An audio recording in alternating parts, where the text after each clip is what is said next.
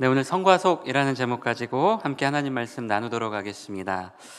제가 대학생 선교단체 시절에 가장 관심이 있었던 건 선교단체에서 제일 많이 강조했던 마태복음 28장 마지막 절에 나오는 모든 민족을 제자 삼으라는 주님의 지상명령 성취였습니다. 라고 말하면 제가 여러분에게 사기치는 거고요. 뭐였을 것 같으세요? 그냥 공동체 안에서 좀 멋진 사람, 인기 있는 사람이 되면 좋겠다라는 생각이 들었고요. 그냥 최종 목표는 연애를 하고 싶었습니다. 그런데 연애도 그냥 막 하는 게 아니라 그 공동체 안에서, 선교단체 안에서 좀 멋지게 후배들이 좀 이렇게 우러러볼 만한, 박수 칠 만한 그런 연애를 하고 싶었는데요. 요즘도 이 대학 선교단체들이 그런 분위기인지는 모르겠지만 이 당시 공동체 리더십들이 귀에 못이 박히도록 들었던 게 뭐였냐면 그 고린도후서 6장에 나오는 그 믿지 않는 자들과 함께 멍에를 매지 말라라는 말씀에 빗대어서 예수 안 믿는 사람과 교제는 하지 말고 결혼은 더더욱 하지 말라는 것이었습니다. 저처럼 많은 학생들이 그게 진리라고 믿었어요. 예수 안 믿는 사람하고 결혼하면 큰일 난다고 그렇게 생각했고 그렇게 배웠습니다. 그런데 한 번은 소그룹 이 성경 공부 시간에 저희를 지도해 주시던 이 담당 간사님이 엊그제 이제 며칠 전 이야기를 하시면서 저는 누군지도 모르는 저하고 한 10년 차이가 나는 고학번 이 여자 선배 한 분이 세상을 떠났다는 이야기를 이제 하셨습니다. 이제 잠깐 놀라긴 했지만 뭐 이렇게 잘 모르는 분이고 일면식도 없는 분이었기 때문에 확 공감이 되지는 않았는데 충격적이었던 건 그 선배가 병이나 어떤 사고로 죽은 게 아니었습니다. 그 죽음의 가해자가 있었는데요. 그 가해자가 바로 그분 남편이었던 겁니다. 평소에 이 선배 남편이 자기 부인에 대해서 조금 이제 안 좋게 말하고 의심하는 병이 있었는데 이제 이혼에 합의하고 나서 이제 마지막 여행을 가자고 했고 거기서 이제 그 사달이 벌어진 거예요. 이제 일면식도 없는 선배였지만 그래도 그 이야기를 들었을 때 너무 충격적이고 이제 마음이 아프더라고요. 어떻게 이런 일이 있을 수 있을까? 근데 이제 그 간사님 이야기가 학생들 사이에서 예수 안 믿는 사람하고 결혼하면 저렇게 된다라는 식으로 방향이 자꾸 이렇게 흘러가기 시작했습니다. 아마 간사님이 의도하신지는 모르겠지만 아무튼 뭐 의도하신 것 같아요. 근데 의도하신 바도 그거였던 것 같고요. 그때부터 이제 공동체 구성원들 안에서 이 예수 믿지 않는 사람과 결혼하면 안 된다라는 명제는 이제 그냥 단순한 명제가 아니라 신앙이자 그 신념이 되어 갔습니다. 다들 앞다투어서 예수 안 믿는 사람하고 교제하면 안 되고 결혼하면 인간도 아니야를 너도 나도 선언하기 시작했고요. 그 덕분에 이제 넌크리스찬과 결혼한 선배들은 이 캠퍼스 후배들에게 대역죄인이 되었습니다. 이제 결혼한다는 연락조차 이제 공동체에 못했고 후배들에게 공개적으로 이제 연락도 못하는 거죠. 그리고 사역자들은 설교 시간과 강의 시간에 훈련받았던 애들이 정신 못 차리고 예수 안 믿는 불신자와 결혼했다면서 온 힘을 다해 그들을 씹었고 그들을 이렇게 뒷담화를 했습니다. 여러분 그럴수록 저를 포함한 대다수의 학생들 마음에 이 성과 속에 대한 구분이 단단하게 굳어져 갔습니다. 여러분 성스러운 게 뭐였을까요? 예수 믿는 사람과 교제하고 결혼하는 것입니다. 그리고 또 속된 것은 뭐였을까요? 예수 안 믿는 사람과 교제하고 결혼하는 일이었습니다. 그런데 당시 이렇게만 말하면 70점짜리 대답이었어요. 만점짜리 대답은 4학년 1학기까지 잘 훈련받고 나서 2학기에 간사님께 허락받고 이성교제하는 것, 이게 100점짜리 대답이었습니다. 공산당 같죠? 여러분 근데 그때 이게 당시에는 그냥 정답처럼 여겨졌습니다. 여러분 그리고 나서 이제 그 이후의 얘기인데요. 몇 년 전에 이제 졸업생 모임을 갔다가 저보다 어떤 좀 몇 년 차이 나는 후배 자매의 이혼 소식을 제가 우연히 듣게 되었습니다. 제 동기랑 교제했던 적도 있어서 제가 정확히 이름과 얼굴을 기억하는 자매였어요. 남편도 제가 잘 알고요. 이제 둘 다 공개적인 자리에서 칭찬도 많이 받았고요. 아주 모범적인 커플로 이 사역자들의 칭찬이 자자했었습니다. 보니까 여러 방면으로 이제 후원도 많이 했던 것 같고 졸업 이후에도 이 사역자들과 좋은 관계를 맺어갔던 것 같습니다. 근데 막상 그날 이 두 사람의 이혼 소식을 듣고 나니까 뭐 얼굴 본 지는 꽤 오래됐지만 그럼에도 이 같은 시간을 공유했던 후배이기 때문에 마음이 참 안 좋았습니다. 뭐 이혼을 직간접적으로 경험한 청년들도 있겠지만 이혼을 경험한 많은 사람들이 말하기를 이혼이라는 게 그 결과가 아픈 게 아니라 그 결과에 다다르기까지 정말 많은 고통의 시간을 보내야 하는 그 과정이 다들 아프다고 그러죠. 여러분 그렇게 본다면 누구보다 그 친구도 마음고생이 심했을 것 같습니다. 여러분 그런데 그때 제가 문득 제 안에 이런 질문이 생겼어요. 과연 이 캠퍼스 선교단체 사역자들은 이 형제자매의 이혼 소식에 대해서는 학생들에게 뭐라고 했을까? 뭐라고 말했을까? 한 개인의 죽음에 대해서는 믿지 않는 넌크리스천과 결혼했기 때문에, 불신자와 결혼했기 때문에 저런 결과가 나왔다라고 아주 쉽게, 결론을 아주 쉽게 정의했던 사람들이라면, 여러분, 예수를 너무나 잘 믿었던 사람의 이혼에 대해서도 뭔가 말할 수 있어야 되지 않았을까요? 제가 99%, 99.99% 장담하는데 아마 그분들 이 부분에 대해서는 한마디도 안 했을 겁니다. 아니, 못했을 겁니다.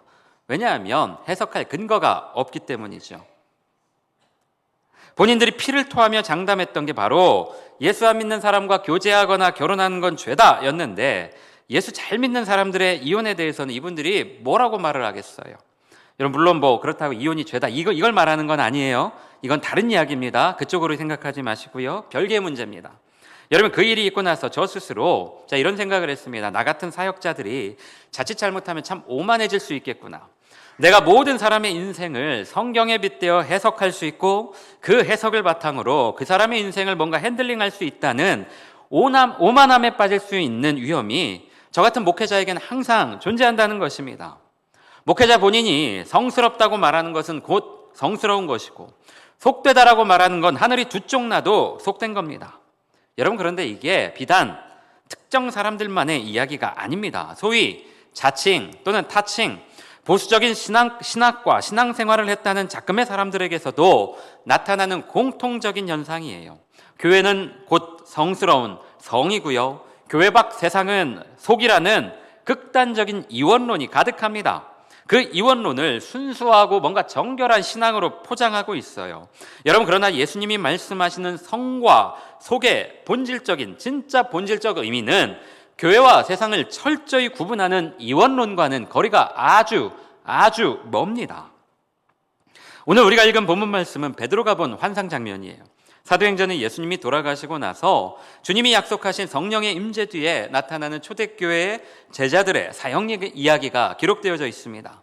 여러분, 사도행전 전체를 통틀어서 가장 중요한 장면, 임팩트 있는 장면 3개만 꼽아보라고 저에게 누군가 물어본다면 저는 7장의 스데반 집사의 순교, 그리고 9장의 바울의 회심, 그리고 10장 오늘 본문에 나오는 베드로의 환상 장면을 꼽고 싶어요. 그만큼 오늘 본문 10장은 사도행전 전체, 아니 성경 전체를 통틀어서도 그 차지하는 비중이 매우 큰 내용입니다. 여러분, 사도행전 1장에 보면 예수님께서 부활하시고 승천하시면서 제자들에게 말씀하시기를 성령이 오시고 나면 너희가 예루살렘과 온 유대와 사마리아와 땅끝까지 이르러 내 증인이 되리라고 말씀을 하셨어요. 그리고 사도행전 2장에서 드디어 성령이 오십니다. 성령이 오시고 사람들이 성령을 체험해요. 그런데 이 사람들이 예수님 말씀처럼 떠났을까요? 아니요, 아무도 안 떠났습니다. 그럼 왜 안 떠났을까요? 여러분, 최근 몇 년 동안 중국몽이라는 말을 혹시 들어본 청년들이 있을 겁니다. 중국몽. 이 다른 말이 아니라 과거 세계 역사에서 이 주도권을 가지고 이 중국이 세계의 중심이다라는 어떤 중심 역할을 했던 중국의 영광을 지금 시대에도 재현하겠다라는 어떤 이 중국 공산당의 전략이었죠. 그러니까 이제 막 애국을 외치면서 공산당에 대한 충성 맹세를 하는 일부 중국 청년들의 모습을 제가 TV로 보다가 야, 지금 21세기가 맞나? 아직도 저런 일이 있나? 하는 생각을 한 적이 있습니다. 여러분, 중국몽이라는 게 뭔가 거창한 것 같지만 그냥 쉽게 말해 그냥 내가 하고 싶은 대로 하겠다는 거예요. 트럼프처럼 내가 관세 니네 나라에 이만큼 때릴 거야, 내 마음대로 할 거야, 그냥 내가 그렇게 하고 싶다라는 거예요.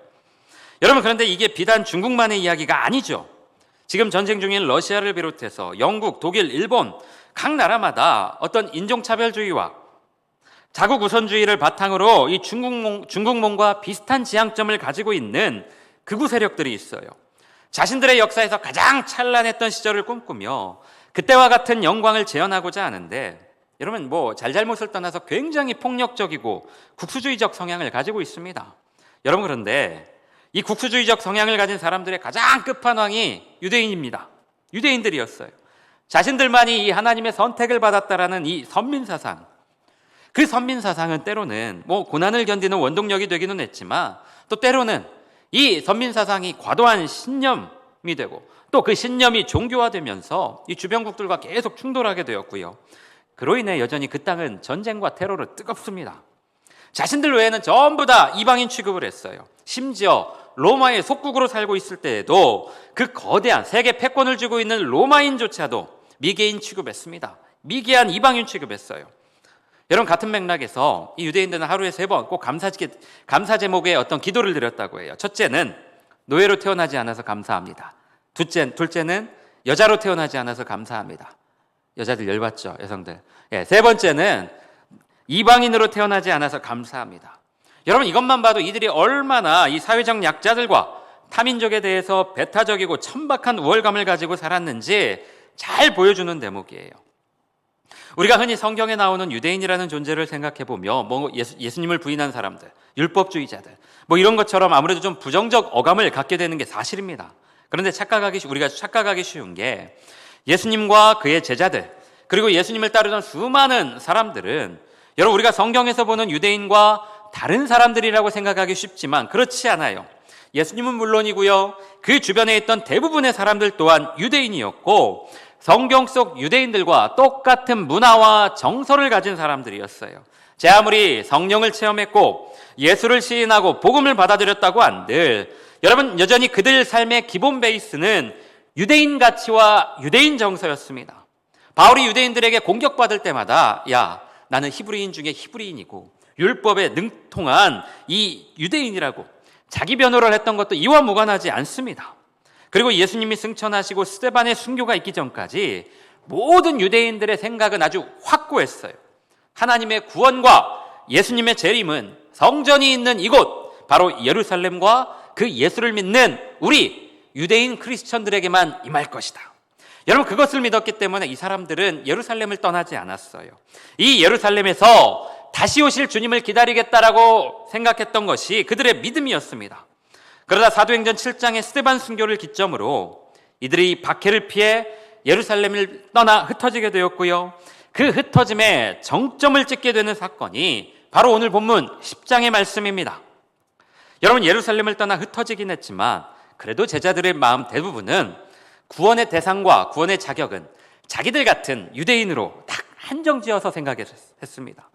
그런 상황에서 오늘 본문 말씀에 보면 하루는 베드로가 기도하다가 환상을 봅니다. 하늘에서 뭔가 작은 그릇이 내려왔는데 그 안에 짐승이 담겨져 있었어요. 마침 배가 고픈 베드로에게 주님이 베드로야, 이 음식을 먹어라 명령하셨는데 베드로가 그걸 거절합니다. 단호하게 거절해요. 그 이유는 그 짐승이 정확히 어떤 짐승이었는지는 모르겠지만 이 유대인들이 목숨처럼 지키는 레위기 11장의 정결법에 비추어 보았을 때 그 짐승이 유대인들이 어떤 부정하다고 여기는 그런 짐승이었던 것 같아요. 그럼에도 주님은 내가 깨끗하다고 하는데 왜 네가 부정하다고, 왜 속되다고 하냐, 먹어라. 주님, 먹을 수 없습니다. 이 실랑이가 3번 정도 반복된 이후에 베드로가 환상에서 깨어나요. 여전히 베드로는 그 일의 의미를 알지 못했습니다. 그리고 그 환상 직후에 고넬료라는 로마군 장교가 베드로를 찾아오고요, 베드로가 그 고넬료에게 세례를 주면서 성령이 유대인뿐만 아니라 이방인에게도 임할 수 있다는 것을 베드로가 처음 경험하게 됩니다. 고넬료를 통해 이방인 선교의 문이 처음 열린 이 사도행전 10장은 그래서 의미가 굉장히 중요한 내용인 것이죠. 여러분, 사도행전 10장의 내용은 이 카톨릭을 포함한 지난 2000년 교회 역사 속에서 어떤 타민족 선교에 대한 가장 큰 명분과 원동력이 되었습니다. 여러분, 그러나 우리가 정확하게 알아야 될 것은 이 사도행전 10장이 근본적으로는 어떤 선교에 대한 명분을 강화하는 내용이 아니라는 거예요. 이방인 선교가 필요했다라면 하나님 아마 그냥 베드로에게 직접 말씀하셨을 거예요. 베드로야, 여기로 가라. 여기에 가서 복음을 전해라.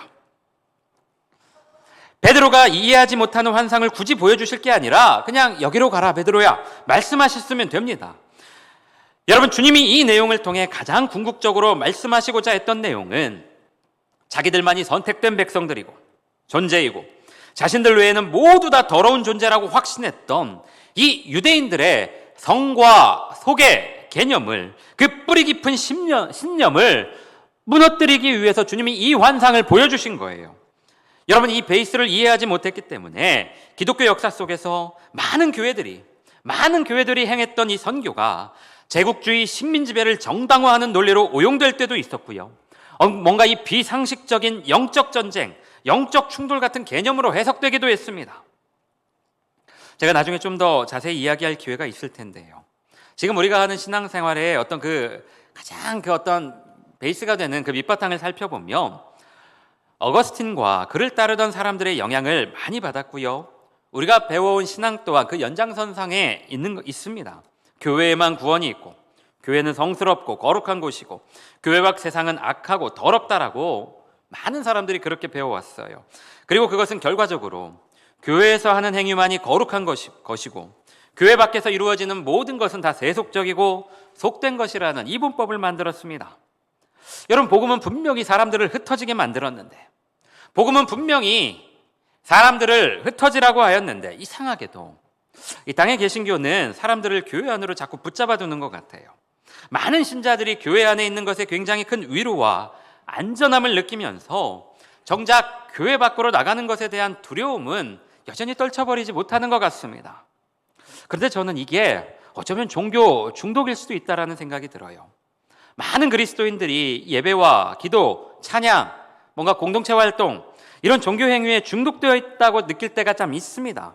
세상은 악한 곳이고 죄를 지을 수밖에 없는 곳이기 때문에 이 교회나 공동체 울타리 안에 있으면 나는 행복하고 안전하다라고 믿어요.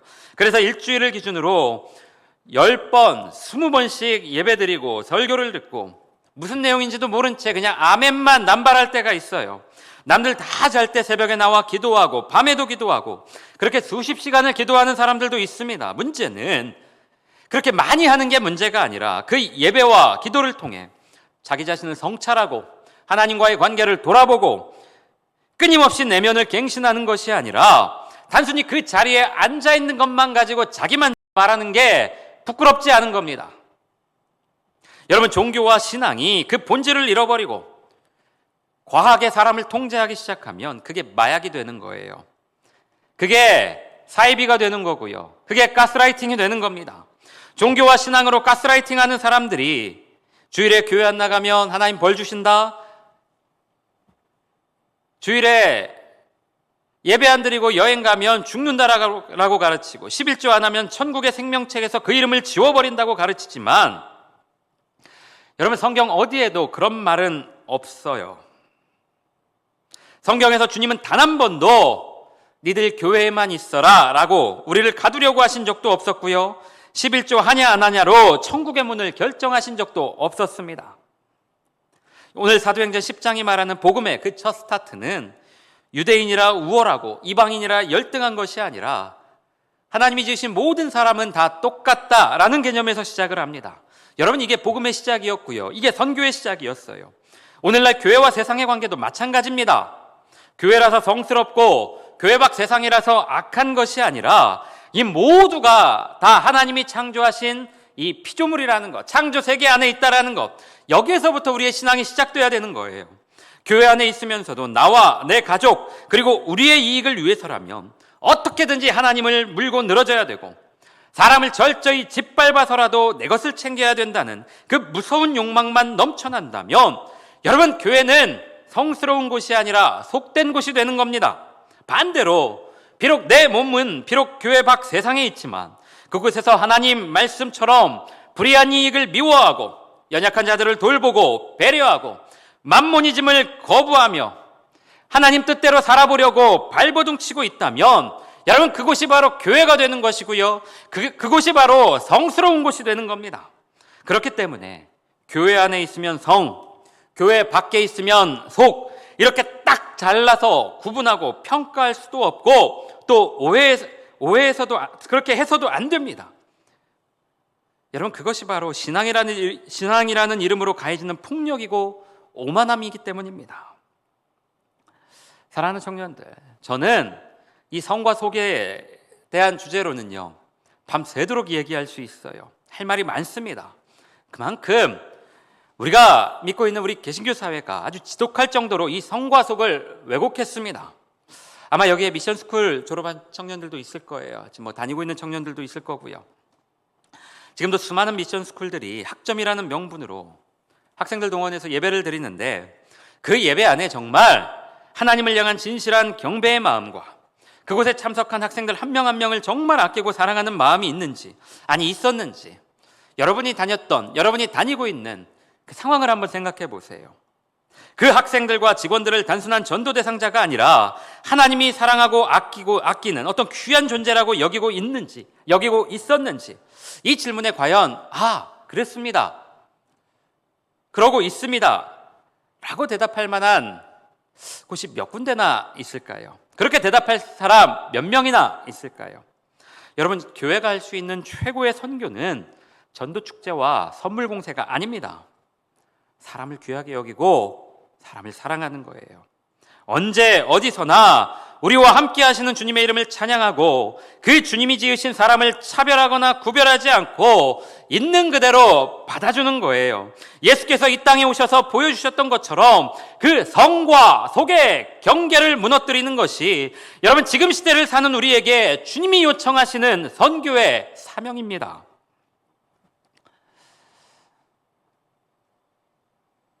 한때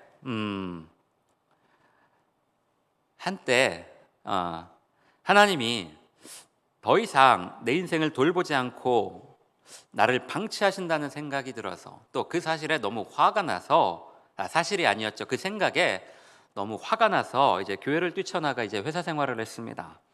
이제 하나님이 나를 버렸으니까 나도 하나님 당신을 버립니다 라고 막 독한 마음을 가지고 이렇게 밖으로 뛰쳐나갔는데요, 회사 생활이 녹록지 않더라고요.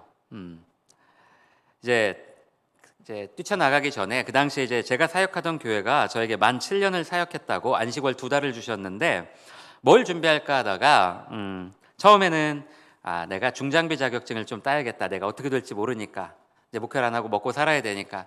그래서 포크레인하고 지게차 자격증을 땄어요.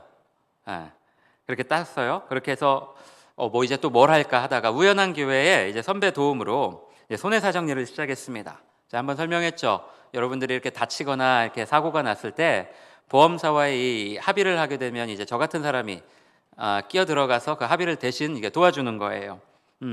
그런 일들을 했는데, 이제 다치신 분들을 소개받거나 병원에 들어가 이제 환자들에게 명함 돌리면서 이제 영업을 해야 했는데, 막 마음이 너무 떨리더라고요.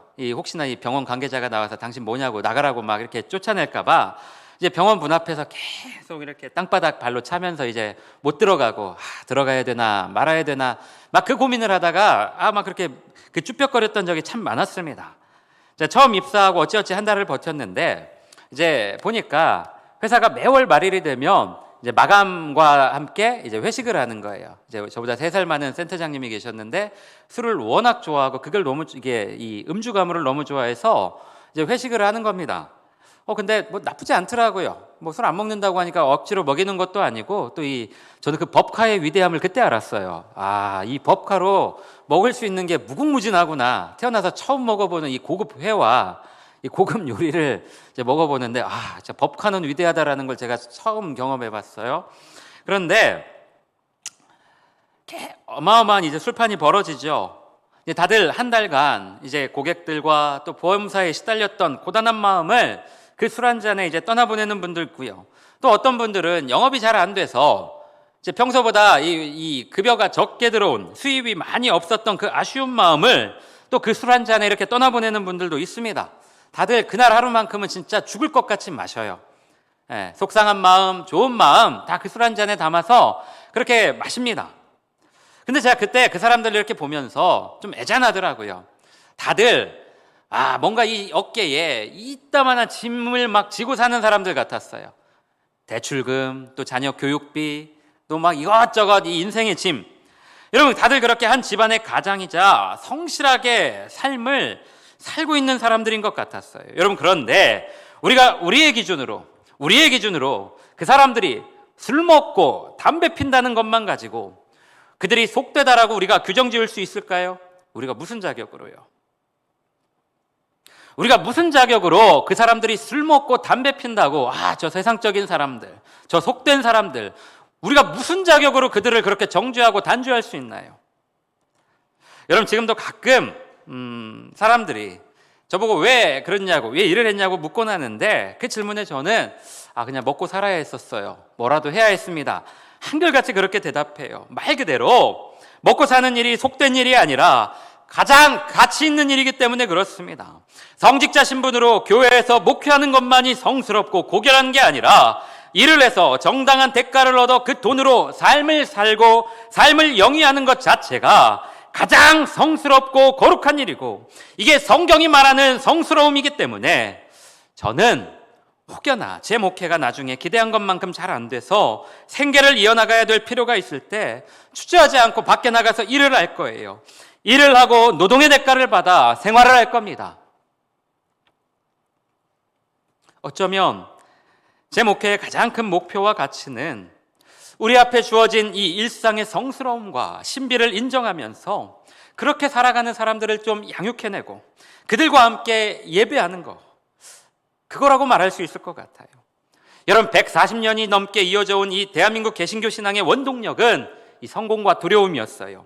우리 눈에 보이는 성공이 곧 하나님의 축복이고 그 축복에 대한 사람들의 욕망을 기도로 둔갑시켰어요.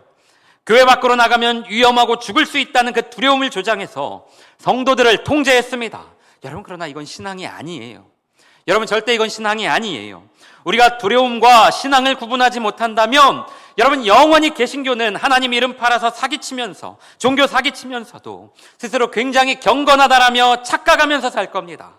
하나님은 우리와 함께하지 않으시는데 스스로 하나님과 동행하고 있다며 자랑스러워할 거예요. 교회마다 지금 목이 터져라 외치는 다음 세대가 더 이상 교회를 매력적인 곳으로 여기지 않을 겁니다. 사랑하는 청년들, 여러분 정말 하나님과 동행하며 여러분 정말 하나님과 함께 살기를 원하세요? 하나님 말씀대로 한번 살아보기를 원하세요? 여러분, 그렇다면 우리가 그동안 끊임없이 부정하다 여기며 살았던 교회 밖 세상에 대한 어떤 개념 자체가 바뀌어야 돼요. 그 교회 밖 삶에 대한 이해가 완전히 바뀌어야 됩니다. 그곳은 불완전하고 악하며 죄가 넘치는 곳이 아니에요. 그것도 하나님이 만드셨고 하나님이 필요하셔서 여러분을 세우신 교회입니다. 속된 곳이 아니라 성스러운 장소예요. 여러분, 그곳에서 열심히 사십시오. 그곳에서 인정받으며 최선을 다해 사세요. 여러분에게 주어진 일이 있다면 누구보다 성실하게 일하고요. 여러분의 도움이 필요한 사람이 있다면 상처받을 것을 각오하고 사랑하며 도우십시오. 비록 화려하게 드러나지는 않을지언정 그렇게 살기를 간절히 기도하며 몸부림치는 여러분들의 삶을 우리 주님이 절대로 부끄럽게 하지 않으실 거예요. 여러분이 속해 있는 곳에서 맨날 예수 믿는 사람들이 있나 없나 찾아다니지 말고 종교, 지역, 성별, 학력을 뛰어넘어 아무 편견 없이 사람들과 관계하고 그들과 소통해야 됩니다. 여러분, 이것이 예배이자 선교이고 하나님의 복음입니다. 주님이 부정하다 여기지 않으셨는데, 부정하다 말씀하지 않으셨는데 왜 우리 스스로 부정하다라고 여기고 부정하다라고 말하며 그곳을 멀리하려고 하나요? 아니요, 여러분, 그것도 하나님 계신 성소입니다. 그것도 주님이 계신 성전이에요. 거기서 여러분이 정말 최선을 다해서 좋은 결과물 얻었으면 좋겠어요. 직장인이라면 연봉도 좀 오르고 사람들에게 인정도 받고, 학생이라면 좋은 성적도 받고 또 사람들하고 좋은 관계도 맺고, 그곳에서 어려운 일이 생겼을 때 가장 먼저 찾는 존재가 여러분이 되었으면 좋겠어요. 여러분이 계신 곳에서 좋은 역할 감당해 주세요. 여러분, 그렇게 사는 게 속된 게 아닙니다.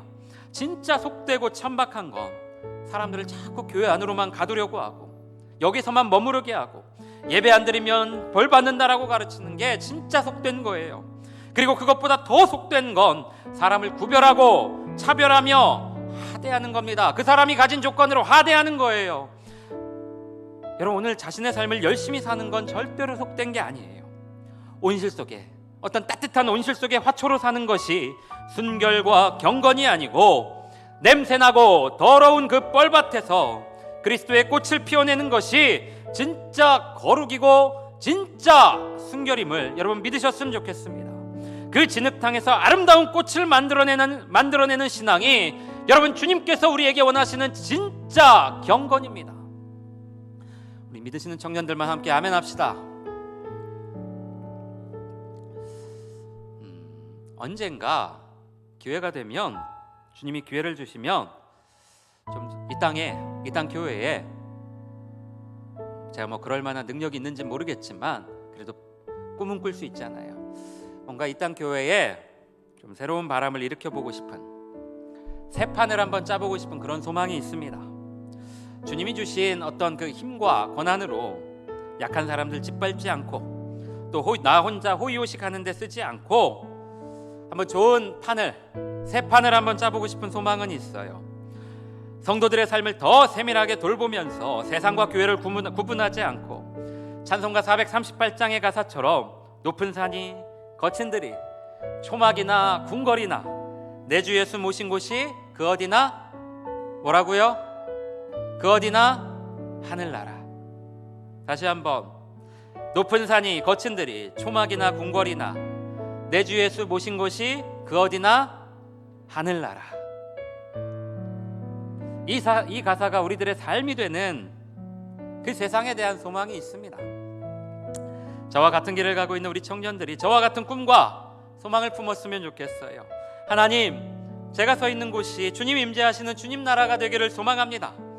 하나님이 통치하시는 하나님의 나라 되기를 소망합니다. 물론 거대한 불줄기를 바꾸기는 쉽지 않을 거예요. 그러나 포기하지 않고 조금씩 우리가 함께 땅을 파고 일구어 간다면 우리 눈에 보이진 않지만 작은 노력이 결실을 맺을 때가 올 겁니다. 우리 사랑하는 청년들의 삶을 진심으로 응원합니다. 우리 옆에 있는 사람들과 함께 이렇게 고백할까요? 우리 주님의 나라를 꿈꿉시다. 주님의 나라를 꿈꿉시다. 우리 그 마음 가지고 함께 이 찬양 고백하며 나아갑니다.